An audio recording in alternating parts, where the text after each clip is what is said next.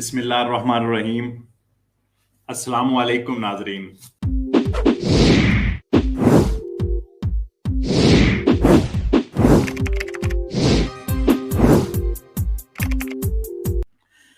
Number 9 पे हम देखते हैं बोनस अफीतो जोवानी जो है उसके हवाले से अगर हम बात करें इस साल 2022 में जो नौजवान किराए पे घर लेते हैं जिनकी उम्र 20 से 30 साल के दरमियान है उनके लिए भी ये बोनस जो है मिलना मुतवक्को है। गवर्नमेंट की तरफ से इसकी बातचीत हो रही है और जिसकी मैक्सिमम रकम आपको 2000 यूरो तक मिल सकती है।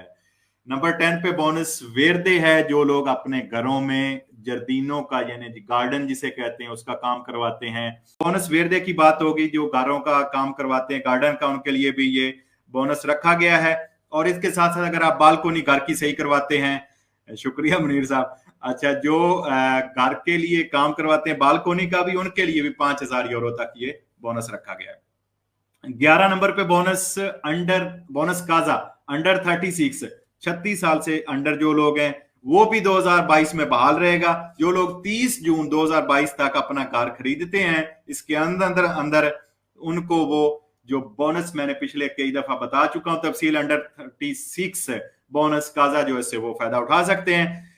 12 नंबर पे बोनस असातिज़ा है, जो टीचर है, हमारे तो बहुत कम टीचर है पाकिस्तान इंडिया से, मेरे ख्याल में बहुत चंद शायद ही है कोई होगा।